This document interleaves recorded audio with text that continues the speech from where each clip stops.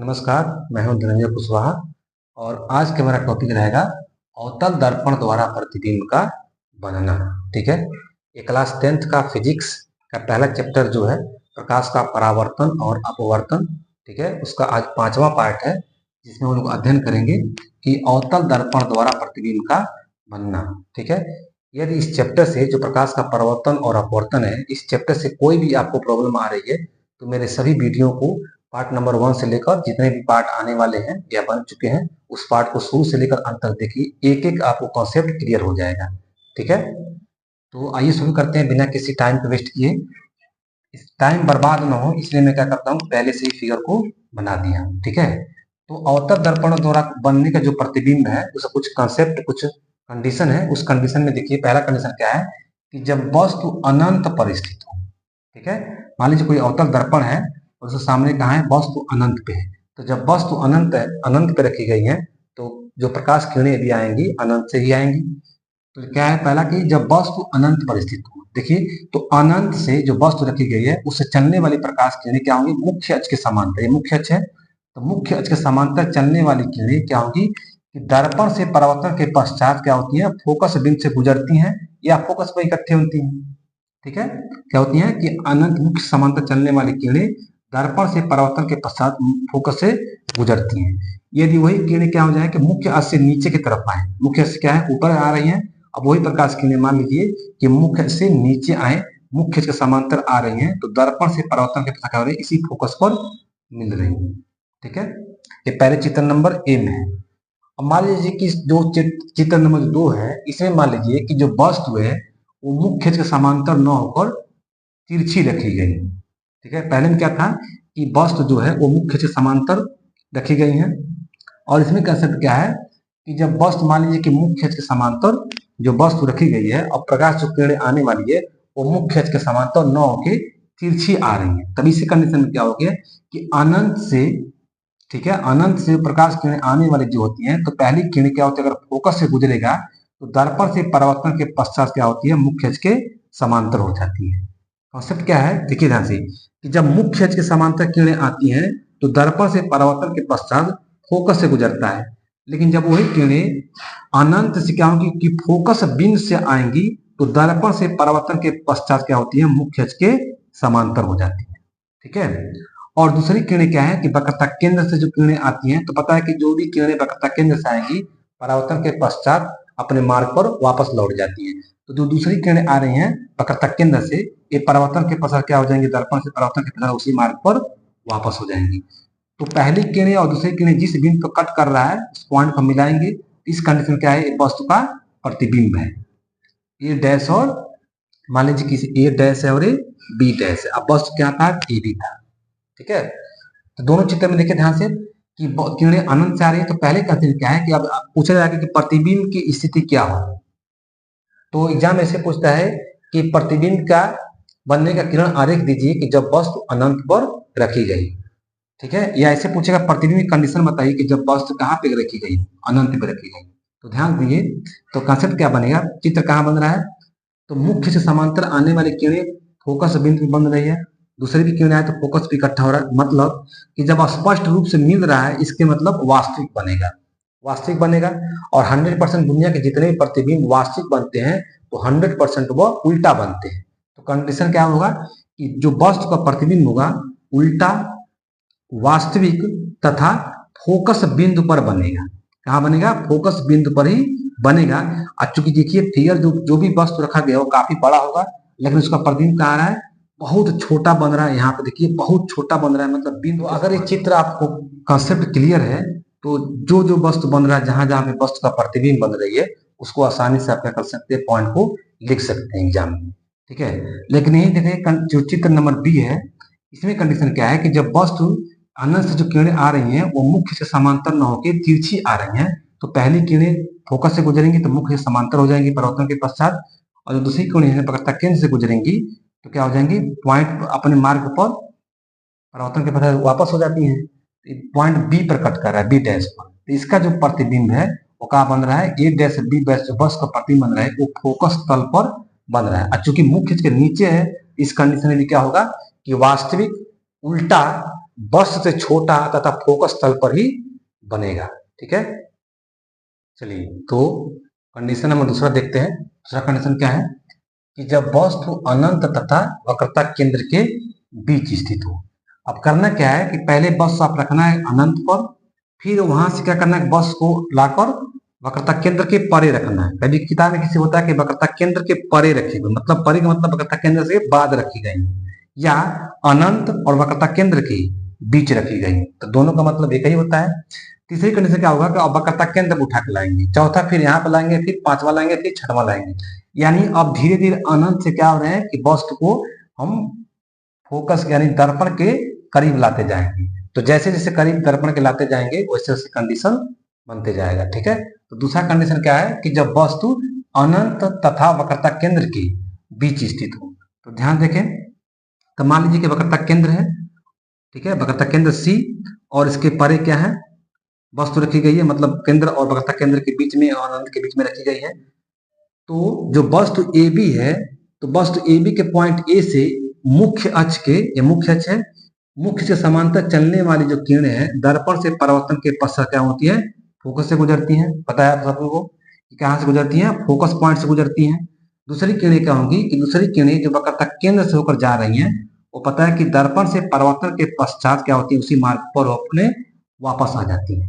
तो पहली किरणें फोकस से गुजर रही हैं, दूसरी किरणें क्या आ रही है कि वक्रता केंद्र से आने के बाद उसी मार्ग पर वापस लौट जा रहा है, तो पॉइंट बी डैश पे क्या कर रहा है, कट कर रहा है। मतलब ये दोनों किरणें पॉइंट बी डैश पर मिल रही है, मतलब जहां पे मिलती है वही क्या होता है, वस्तु का प्रतिबिंब बनता है। अर्थात वस्तु ए बी का प्रतिबिंब ए डैश और बी डैश है। ठीक है, तो प्रतिबिंब की स्थिति कहाँ लिखेंगे, तो अगर चित्र क्लियर समझ में आ गई है तो आप लिख सकते हैं कि वस्तु कहाँ दिखे ध्यान से, क्योंकि मुख्य अक्ष के उल्टा बन रहा है, ये मुख्य अक्ष है, तो मुख्य अक्ष के नीचे बन रहा है, इसका मतलब उल्टा बनेगा, और स्पष्ट रूप से आ रही है मतलब वास्तविक होगा। ठीक है, और कहाँ बन रहा है, तो वक्रता केंद्र और फोकस के मध्य बन रहा है, और प्रतिबिंब देखिए वस्तु इतनी बड़ी है और प्रतिबिंब इतना छोटा है, तो क्या लिखेंगे, तो जो प्रतिबिंब की स्थिति होगा क्या लिखेंगे कि वस्तु, यहां देखिए लिख रहे हैं, तो जो प्रतिबिंब होगा, ठीक है, जो प्रतिबिंब होगा वो क्या बनेगा, वास्तविक, वास्तविक और उल्टा। जब वास्तविक है तो 100% उल्टा ही बनेगा। ठीक है, वास्तविक उल्टा, ठीक है, वस्तु से क्या बनेगा, छोटा बनता है, वस्तु से छोटा तथा कंडीशन कहाँ, स्थिति कहाँ रहेगी उसकी, तो वक्रता केंद्र, वक्रता केंद्र तथा फोकस बिंदु। ठीक है, कहाँ बनेगा, फोकस बिंदु के मध्य बनेगा, यानी इसके बीच में बनता है। ठीक है, यह कंडीशन कब है, तो एग्जाम में आएगा। ठीक है, कि निम्नलिखित को क्या किरण आरेख दीजिए कि जब वस्तु वक्रता केंद्र के परे रखे गए हो, या वस्तु अनंत या वक्रता केंद्र के बीच में रखी गई हो। ठीक है, तब ये कंडीशन आएगा। या ऐसे एग्जाम में पूछेगा, बहुत विकल्प में क्वेश्चन पूछ देता है कंपटीशन में कि वस्तु, ठीक है, वक्रता केंद्र और फोकस के बीच में वास्तविक उल्टा और वस्तु से छोटा बनेगा, तो वस्तु रखा गया होगा। तो कहाँ रखा गया, चार ऑप्शन होंगे, उस ऑप्शन में होगा कि जब वस्तु वक्रता केंद्र के परे रखे गए होंगे, या वक्रता केंद्र और अनंत के बीच रखी गई हो। ठीक है, देखो कंडीशन नंबर 2 को नोट कर लीजिए। Condition number 3। ठीक है, कंडीशन नंबर 3 क्या है कि जब वस्तु वक्रता केंद्र पर ही स्थित हो। ठीक है, क्या हो, अब देखिए ध्यान से, पहले बताया था कि अनंत पर रखेंगे, फिर उठाकर वक्रता केंद्र के बाद रखेंगे, फिर वक्रता केंद्र पर। अब जो अगली पॉइंट रहेंगी वो कहाँ रखेंगे, तो फोकस के बीच, फोकस और वक्रता केंद्र के बीच। फिर अगली पॉइंट क्या है, फोकस पे आएगी, और अगली पॉइंट क्या होगी कि ध्रुव और फोकस के बीच। ठीक है, अब धीरे धीरे क्या करेंगे, ऐसे शिफ्ट करते जाएंगे। तो अब वक्रता केंद्र पर ही रखी गई है वस्तु। तो पता है कि जो वक्रता केंद्र पर रखी गई है वस्तु, तो जो दो किरणें आ रही थी, एक तो किरणें प्रकाश बिंदु क्या बोलते हैं, दर्पण की फोकस बिंदु से गुजरती थी, और दूसरी गुजरती थी किससे, वक्रता केंद्र से गुजरती थी। तो अब वक्रता केंद्र पर ही वस्तु को रख दिया गया है। ठीक है, तब देखिए तो मान लीजिए कि वक्रता केंद्र सी पर एक वस्तु ए बी है, तो पॉइंट ए से चलने वाली मुख्य से समांतर चलने वाली किरणें दर्पण से परावर्तन के पश्चात, क्या होती है, दर्पण से परावर्तन के पश्चात फोकस बिंदु से गुजरेंगी। ठीक है, कहां से गुजरेंगी, फोकस से गुजरेंगी। यदि मान लीजिए कि दूसरी किरणें जो फोकस से गुजरती हैं, तो पता है, आपको पता है कि जब दूसरी किरणें फोकस से गुजरती हैं तो परावर्तन के पश्चात क्या होती है, मुख्य अक्ष के समांतर हो जाती हैं। यदि मुख्य से समांतर किरणें आ रही हैं तो परावर्तन के पास फोकस से गुजरेंगी, और यदि फोकस से आ रही हैं तो परावर्तन के पश्चात मुख्य अक्ष के समांतर हो जाती हैं। तो मुख्य समांतर होंगी तो जो पहली किरण आ रही थी इसी पॉइंट ए डैश पर दोनों मिलेंगी, और जहां मिलती है वहीं क्या बनता है, प्रतिबिंब बनता है।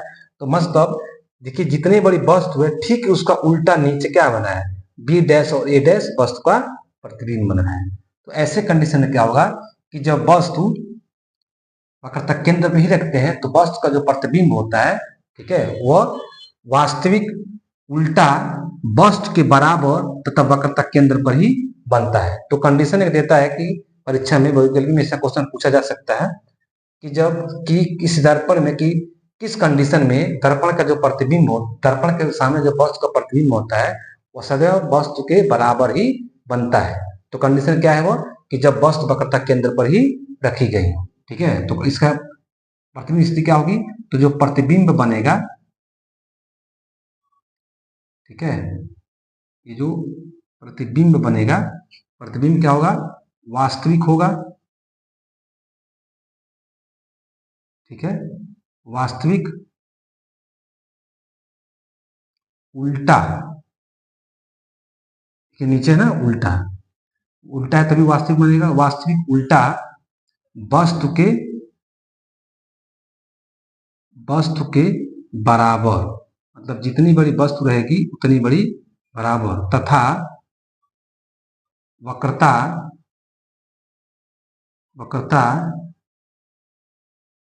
केंद्र पर ही क्या होगा, बनेगा। और ये क्वेश्चन लगभग ईपी बोर्ड में काफी बार क्वेश्चन पूछा गया है। ठीक है, तो प्रतिबिंब जो कंडीशन स्थिति कहाँ पे होगी, तो वास्तविक होगा क्योंकि स्पष्ट से मिल रहा है, और जब भी उल्टा होता तो वास्तविक ही बनता है, तो उल्टा होगा और वस्तु के बराबर ही बनेगा और वक्रता केंद्र पर ही बनेगा। ठीक है, इस पॉइंट को नोट कर लीजिए। आइए देखते हैं अगला कंडीशन। अगला कंडीशन क्या है कि अगले कंडीशन में कह रहा है कि जब वस्तु वक्रता केंद्र तथा फोकस बिंदु के मध्य हो। ध्यान देखिए, ये वक्रता केंद्र सी यहीं पर है और क्या कह रहा है कि फोकस बिंदु यहाँ पर है। तो कह रहा है कि जो प्रतिबिंब की जो वस्तु हमको रखना है वो वक्रता केंद्र और फोकस के क्या करना है, बीच में रखना है। ठीक है, कंडीशन नंबर 4 में। तो देखिए यहाँ से, तो क्या होती है कि जब बीच में रखेंगे तो वस्तु ए बी क्या है, ये वस्तु ए बी है। वस्तु ए बी के बिंदु ए से मुख्य अक्ष के समांतर चलने वाली क्या होती है, ये मुख्य अक्ष के समांतर चलने वाली किरणें दर्पण से परावर्तन के पश्चात क्या होती है, फोकस से गुजरती हैं। ठीक है, और जो दूसरी किरणें हैं, पता है कि फोकस बिंदु से जो किरणें गुजरती हैं तो परावर्तन के पश्चात क्या होती है, मुख्य अक्ष के समांतर हो जाती हैं। ठीक है, क्या हो रही है कि फोकस से दूसरी किरणें गुजर रही हैं तो दर्पण से परावर्तन के पश्चात क्या हो रही है, मुख्य अक्ष के समांतर हो रही है। ये प्रथम किरणें जो आ रही हैं फोकस से होकर, और दूसरी किरणें जो फोकस से आ रही हैं, ये दोनों पॉइंट ए डैश पर मिल रही हैं जहाँ पे प्रतिबिंब बन रहा है। अतः जो वस्तु है ए बी, इसका प्रतिबिंब क्या बना है, बी डैश और ए डैश। ठीक है, इसमें कंडीशन क्या पता चला, तो पता ये चल रहा है कि जो प्रतिबिंब है ये मुख्य अक्ष से नीचे है। ठीक है, नीचे मतलब उल्टा है, और उल्टा का मतलब वास्तविक होगा, और वस्तु से क्या है, बड़ा। देखिए वस्तु छोटा है और प्रतिबिंब बड़ा बन रहा है, तो वस्तु से बड़ा बनती है और कहाँ पे है, तो वक्रता केंद्र के परे बनेगा। ठीक है, तो वस्तु कंडीशन क्या होगा, इस स्थिति में जो प्रतिबिंब होगा वास्तविक। ठीक है, प्रतिबिंब बनेगा वास्तविक उल्टा वस्तु से, जैसे जैसे दर्पण करीब लाते जाएंगे वस्तु से क्या होता है, बड़ा बनता जाएगा, वस्तु से बड़ा। ठीक है, वस्तु से बड़ा, और क्या बनेगा, वक्रता जो केंद्र है, वक्रता केंद्र से परे बनेगा। परे मतलब उसके बाद दूर, उससे दूर बनेगा। ठीक है, ये है कंडीशन नंबर 4 का। ठीक है, एग्जाम में कैसे क्वेश्चन आएगा, एग्जाम में पूछ सकता है कि वक्रता केंद्र और फोकस के रखे गए मध्य रखे गए वस्तु के किरण आरेख दीजिए, या ठीक है क्या होता है कि जब वस्तु को वक्रता केंद्र और फोकस के मध्य रखते हैं, ठीक है, तो प्रतिबिंब की स्थिति कहाँ बनेगी, उसके लिए किरण आरेख दीजिए। या ऐसे बहुत विकल्प में क्वेश्चन आ सकता है कि वस्तु का प्रतिबिंब वक्रता केंद्र के परे वास्तविक उल्टा और वस्तु से बड़ा होगा तब वस्तु रखा गया होगा। ठीक है, इसको नोट कर लीजिए। कंडीशन नंबर 5 क्या है कि जब वस्तु फोकस बिंदु पर ही स्थित हो। ठीक है, यानी कि एक अवतल दर्पण है, अवतल दर्पण के सामने फोकस बिंदु F पर ही वस्तु ए भी रखी गई है। ठीक है, अब ए से दो किरणें चल रही हैं। पहली किरणें क्या है कि पहली किरणें बिंदु ए से मुख्य अक्ष के समांतर चलने वाली किरणें दर्पण से परावर्तन के पश्चात क्या होती है, फोकस बिंदु से गुजरती है, जो कि गुजर रही है। और दूसरी किरणें क्या है, चूंकि ये जो वस्तु ए बी है वो दर्पण के बहुत करीब है, इससे जो किरणें निकलेंगी वो किरणें तत्काल परावर्तन तल पर टकरा जाएंगी। तो जैसे परावर्तन तल पर टकराएंगी तो क्या होगा, जिस मार्ग पर जाएगी उसी मार्ग में परावर्तन के पश्चात क्या होती है, बाहर निकल जाएगी। मतलब अगर यहाँ से मान लीजिए वक्रता केंद्र है, यहाँ से प्रकाश किरणें जा रही हैं तो परावर्तन के पास क्या होती है, उसी मार्ग पर वापस आ जाती है। तो देखिए जाए, ये प्रथम किरणें, ये पहला किरणें और दूसरी किरणें, ये दोनों को दोनों किरणें क्या है, एक दूसरे के समांतर होती जा रही है। और पता है कि जब किरणें समांतर होंगी तो कभी एक बिंदु पर मिलेंगी नहीं। और पता है कि जिस बिंदु पर दोनों किरणें परावर्तन के बाद मिलती हैं वहीं पे क्या बनता है, वस्तु का प्रतिबिंब बनता है। तो जब ये दोनों किरणें कभी एक दूसरे को जगह मिलेंगे नहीं, अनंत तक ऐसे ही जाएंगी, तो मतलब प्रतिबिंब बनना असंभव है। इसलिए इस कंडीशन में क्या लिखा जाता है कि वस्तु जो होगी, वस्तु का जो प्रतिबिंब होगा वो आवर्धित रूप से बड़ा होगा। आवर्धित मतलब बढ़ता जाएगा, क्योंकि उसका प्रतिबिंब बनेगा अनंत में बनेगा। तो जैसे जैसे किरणें दूर होती जाएंगी आवर्धित रूप होते जाएगा, यानी प्रतिबिंब की जो साइज होगी वो वस्तु से काफी बड़ा होता जाता है, आवर्धित होते जाता है। ठीक है, देखिए ध्यान से क्या लिखा है कि जो प्रतिबिंब बनेगा वास्तविक बनेगा, क्योंकि ये मुख्य अक्ष से नीचे जा रही है तो वास्तविक होगा, क्योंकि उल्टा है तो वास्तविक ही होगा। वास्तविक उल्टा वस्तु से बहुत बड़ा, बहुत बड़ा यहाँ पे देख दीजिएगा आवर्धित होते हुए, क्योंकि अनंत पर जब वस्तु बनेगी तो आवर्धित रूप से जाहिर बात है कि आवर्धित होते जाएगा, तथा कहाँ बनेगा, अनंत पर बनेगा। ठीक है, तो कंडीशन नंबर ऐसे है, एग्जाम में पूछ सकता है कि वस्तु को किस स्थिति पर यानी किस कंडीशन में या किस बिंदु पर रखा जाए ताकि वस्तु का प्रतिबिंब वास्तविक उल्टा वस्तु से बहुत बड़ा यानी आवर्धित रूप से बड़ा और अनंत पर बनेगा। तो कहाँ पर रखेंगे वस्तु को, वस्तु रखेंगे उस दर्पण की फोकस बिंदु पर रखना पड़ेगा। ठीक है, इस पॉइंट नंबर को नोट कीजिए। अगला कंडीशन क्या कह रहा है, कंडीशन नंबर 5 कि जब वस्तु फोकस बिंदु तथा ध्रुव के मध्य स्थित हो। ध्यान देखिए, एक अवतल दर्पण है, अवतल दर्पण में फोकस बिंदु है और ये ध्रुव है। तो कंडीशन क्या कर रहा है कि जो वस्तु हम ए बी में रखा गया है वो वस्तु कहाँ रखना है, तो फोकस बिंदु और ध्रुव के बीच में रखा गया है, तो यहाँ पर रखे हैं। देखिए इस कंडीशन में क्या है कि मान लीजिए कि पहली जो किरणें हैं, पहली किरणें बिंदु ए से, जो दर्पण के सामने जो वस्तु ए बी रखा गया है, तो वस्तु के बिंदु ए से मुख्य से समांतर चलने वाली किरणें क्या होती है, दर्पण से परावर्तन के पश्चात फोकस से गुजरती हैं। जैसे हर कंडीशन में आप देखते आए हैं फोकस से गुजरेंगी। ठीक है, और दूसरी किरणें क्या होती हैं कि ये दूसरी किरणें वक्रता के ध्रुव पे जाएं तो पता कि आपतन कोण कंडीशन पढ़े ना, ये क्या है कि जो P और F है एक तरह से क्या है, नॉर्मल है यानी अभिलंब है। तो मान लीजिए कि आपतित किरण है, ये क्या है, परावर्तित किरण है। तो जो AP है वो आपतित किरण है और बिंदु P से दर्पण से क्या हो रही है कि परावर्तन के पश्चात ऐसे बाहर निकल जा रही है। इन दोनों किरणों को यदि पीछे की तरफ क्या करें, मिलाएं, पीछे की तरफ मिलाएं, ठीक है, तो क्या रहे कि बिंदु ए डैश पर मिल रहा है। अब देखिए इसमें चित्र में जो वस्तु का जो प्रतिबिंब है उसकी किरण, तो जो मेन किरण है, जो वास्तविक किरण है तो बाहर इधर निकल गई। अब जो क्या रहा है कि पीछे बिंदु पर मिलती हुई प्रतीत हो रही है, यानी दर्पण के पीछे मिलती हुई प्रतीत हो रही है। तो जब मिलती हुई प्रतीत होंगी तो मतलब आभासी होगा, क्योंकि आभासी डैश डैश दिखाई दे रहा है, मतलब कि आभासी होगा। आभासी का मतलब क्या है कि जो वस्तु का प्रतिबिंब है ये मुख्य अक्ष से नीचे बनता है तो उल्टा, और जब उल्टा बनेगा तो 100% वास्तविक होता है। लेकिन जैसे प्रतिबिंब क्या बनेगा कि इस मुख्य अक्ष से ऊपर बनेगा, यानी जैसे ऊपर बना तो क्या होगा, वो सीधा होगा। और दुनिया के जितने प्रतिबिंब सीधा बनते हैं वो 100% क्या होते हैं, आभासी होते हैं। इसलिए जब ये सीधा है तो इसके मतलब आभासी बनेगा, और आभासी क्या है देखिए, तो वस्तु इतना बड़ा है और प्रतिबिंब भी काफी बड़ा है, अतः जो प्रतिबिंब की स्थिति होगी वो क्या होगा कि आभासी होगा, सीधा होगा, वस्तु से बहुत बड़ा तथा दर्पण के पीछे बनेगा।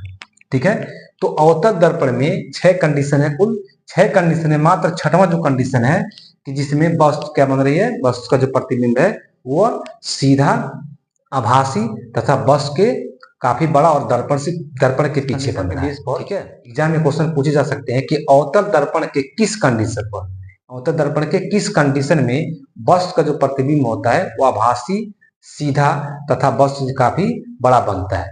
तो कंडीशन क्या है कि जब वस्तु आप कहाँ रखेंगे, ध्रुव और फोकस के बीच में रखेंगे। ठीक है, तो इस कंडीशन में यह बनेगा। ठीक है, इस पॉइंट को नोट कर लीजिए। अगला कंडीशन क्या है कि अवतल दर्पण द्वारा 6 कंडीशन था जो कि पढ़ चुके हैं आप लोग। अभी जो कंडीशन है कि उत्तल दर्पण द्वारा प्रतिबिंब का बनना। ठीक है, तो उत्तल दर्पण द्वारा जो प्रतिबिंब बनता है उसकी मात्र 2 ही कंडीशन है, जिसमें पहला कंडीशन क्या है कि जब वस्तु अनंत पर स्थित हो। इसमें ध्यान ये चीज देना है कि उत्तल दर्पण द्वारा 2 ही कंडीशन होती है वस्तु का प्रतिबिंब जो बनता है, लेकिन हर स्थिति में जो वस्तु का प्रतिबिंब बनेगा सदैव आभासी बनेगा, सीधा बनेगा और वस्तु से हमेशा छोटा ही बनता है, चाहे कोई भी कंडीशन हो, पहला हो दूसरा कंडीशन हो, सभी में क्या होगा कि बहुत वस्तु से बहुत छोटा बनता है वस्तु का प्रतिबिंब, वास्तव क्या होगा, आभासी होगा और सीधा होगा। इसमें देखिए कंडीशन क्या है कि जब वस्तु अनंत पर स्थित हो। तो मान लीजिए कि अभी ये उत्तल दर्पण है, पता है कि उत्तल दर्पण क्या है, अंदर की तरफ कलई की गई होती है, तो जिधर के तल मुड़ा होता है उधर क्या होता है, दर्पण का ध्रुव होता है और फोकस उसके अब आगे इस साइड फोकस है। ठीक है, तो मान लीजिए कि अनंत पर कोई वस्तु रखी गई है जिसे अनंत से प्रकाश क्या है, मुख्य अक्ष के समांतर चलने वाली प्रकाश किरणें दर्पण से परावर्तन के पश्चात क्या होती है, ऐसे फैल जाती हैं। जैसे उत्तर दर्पण में आप पहले जान चुके हैं, पढ़ चुके हैं, क्या होती है, ऊपर की तरफ फैल जाती हैं, अपसारी प्रकृति वाले जो बताए थे। और दूसरी किरणें यदि नीचे से प्रकाश किरणें आए तो सेम ये किरणें क्या होंगी कि दर्पण से परावर्तन के पश्चात मुख्य अक्ष के समांतर जो किरणें जा रही हैं, ये दर्पण से परावर्तन के पश्चात क्या होती है, ये भी फैल जाएंगी। तो जहां जिस बिंदु से फैल रही है उसी बिंदु का किया जाए कि पीछे अगर दर्पण के पीछे अगर डैश करके कल्पना करके मिलाया जाए, मतलब क्या हो कि बिंदु एफ पर आते हुई प्रतीत हो रही है। क्योंकि पता है कि जो ये दर्पण है आप इससे क्या करती है, इधर के कलई कर चुके हैं, तो कलई करने की वजह से प्रकाश किरणें क्या होगी, दर्पण के आर पार न जाके परावर्तित हो जाएगी। तो पता है कि जो भी किरणें आती हैं किसी भी दर्पण में वो फोकस बिंदु से ही गुजरता है, इसलिए जब यहाँ से प्रकाश किरणें तो वास्तविक आ नहीं पाएगी, लौट जा रही, इसलिए क्या करते हैं इसकी उसकी पीछे फोकस बिंदु पर मिलती हुई प्रतीत होती है, मतलब पीछे की तरफ धीरे धीरे जाकर डैश बढ़ाएंगे, पॉइंट कहाँ मिलेगा, एफ पर मिलेगा, अर्थात फोकस बिंदु पर मिलती हुई प्रतीत होती है। तो जाहिर सी बात है कि जब मिलती हुई प्रतीत होंगी तब वस्तु क्या होगा, आभासी होगा, और आभासी होने का मतलब है सीधा बनेगा। ठीक है, तो वस्तु का जो प्रतिबिंब क्या बनेगी, आभासी बनेगा, सीधा बनेगा, बहुत छोटा, देखिए पॉइंट इसी पे आ रहा है, इसी पे मिल रहा है, बिंदु के समान, छोटा बिंदु के समान तथा फोकस बिंदु पर ही बनेगा। और फोकस बिंदु कहाँ बनेगा, फोकस बिंदु कहाँ पे है, तो दर्पण के आगे है। ठीक है, इस कंडीशन को नोट कर लीजिए, चीज नहीं है, बस कंडीशन यह ध्यान रखना है कि वस्तु को हमको कहाँ रखना है। ठीक है, जिससे प्रकाश किरणें आएंगी और कौन सा दर्पण होगा, किस कंडीशन में कौन सा प्रतिबिंब बनता है। ठीक है, इस पॉइंट को नोट कर लीजिए। अगला कंडीशन क्या है, उत्तल दर्पण द्वारा बनने वाले प्रतिबिंब की कंडीशन नंबर 2 क्या है कि जब वस्तु दर्पण की ध्रुव, ठीक है, वस्तु का कहाँ रखना है, दर्पण के ध्रुव से क्या हो, परे रखे गए। ठीक है, दर्पण के ध्रुव से क्या हो, परे रखे गए। देखिए दर्पण के ध्रुव यहाँ है, उसके परे मतलब उसके बाद, या ऐसे भी क्वेश्चन हो सकता है कि जब वस्तु दर्पण के ध्रुव और अनंत के बीच रखी गई। ठीक है, इस कंडीशन में देखिए ध्यान से कि मान लीजिए कि उत्तर दर्पण है, उत्तर दर्पण के जो ध्रुव है उसके परे एक वस्तु ए बी रखी गई है। ठीक है, तो वस्तु ए बी से बिंदु ए से मुख्य से समांतर चलने वाली किरणें क्या होती है कि दर्पण से परावर्तन के पश्चात फैल जाएंगी, पता है, और फैलने पर क्या होती है, उसे किरणें फोकस बिंदु से मिलती हुई प्रतीत होंगी, फोकस बिंदु पर मिलती हुई प्रतीत होंगी। और दूसरी जो किरणें हैं दर्पण के वक्रता केंद्र की तो जो किरणें आने वाली हैं, तो पता है कि वक्रता केंद्र में जो भी किरणें आती हैं परावर्तन के पश्चात उसी मार्ग पर वापस लौट जाती है। तो जो किरणें आ रही हैं, तो चूंकि किरणें इधर दर्पण क्या है, कलई की गई है, तो किरणें तो इस पर जा नहीं पाएगी, इस क्या हो जाएगी, इस टकरा कर वापस लौट जाएगी। तो क्या हो जाएगी, जो प्रतिबिंब है इसके पीछे जैसे बढ़ाने पर वक्रता केंद्र की तरफ आने वाली, तो अगर पीछे लाइन बढ़ाया जाए तो कहाँ पे कट रहा है, तो पहली किरणें और दूसरी किरणें बिंदु ए डैश पर दोनों मिल रहे हैं और यही पॉइंट पे मिल रहे हैं, तो जहां पे मिलते हैं वहीं पे क्या बनता है, वस्तु का प्रतिबिंब बनता है। देखिए तो प्रतिबिंब कैसे बना है, तो मुख्य अक्ष से ऊपर ही बना है, मतलब सीधा बना है, चूंकि आती हुई प्रतीत हो रही है इसलिए आभासी है, ठीक है। और वस्तु इतनी बड़ी है और वस्तु ये इसका प्रतिबिंब क्या है, छोटा है। और कहाँ बना है, तो ध्रुव और फोकस के बीच बनी है, ठीक है। ये आप ध्यान देखिए, जो प्रतिबिंब है वो आभासी है, सीधा, वस्तु से छोटा तथा ध्रुव और फोकस के बीच बनेगा, ठीक है। तो अवतल दर्पण के 6 कंडीशन थे और उत्तल दर्पण के 2 कंडीशन है, कुल 8 कंडीशन है, जिसमें से हर एग्जाम में इस 8 कंडीशन में से किसी एक कंडीशन को, ठीक है, क्वेश्चन बनाकर दिया जा सकता है, ठीक है। और इससे पॉइंटली ऑब्जेक्टिव क्वेश्चन भी बन सकते हैं, ठीक है। तो अगर वीडियो पसंद आए हो तो वीडियो को लाइक करें, शेयर करें और चैनल को जरूर सब्सक्राइब करें, ठीक है। और एक रिक्वेस्ट है कि जितने भी वीडियो मेरे हैं, अगर वीडियो को पूरी जबरदस्त कॉन्सेप्ट समझना है, चैप्टर नंबर किसी भी चैप्टर का, चाहे फिजिक्स का हो या मैथ का हो, ठीक है, तो कोई भी वीडियो को मेरे स्किप मत कीजिए, पूरी वीडियो शुरू से लेकर अंत तक देखिए, तभी जाके आपको कॉन्सेप्ट क्लियर हो। लाइक करें, ठीक है, और कमेंट करके बताएं कि वीडियो आपको कैसी लगती है, और कंटेंट भी बताएं कि आपको किस लेवल की वीडियो चाहिए, किस कॉन्टेक्ट पे चाहिए, इस मतलब कि जो फिजिक्स के जो चैप्टर हैं 10th की, या केमिस्ट्री या फिजिक्स हो या 12th की जो मैथ है, इस किस बेसिक पर मतलब आपको वीडियो चाहिए, वो कमेंट में जरूर बताएं, ठीक है। मिलते हैं अगले वीडियो में, तब तक के लिए धन्यवाद।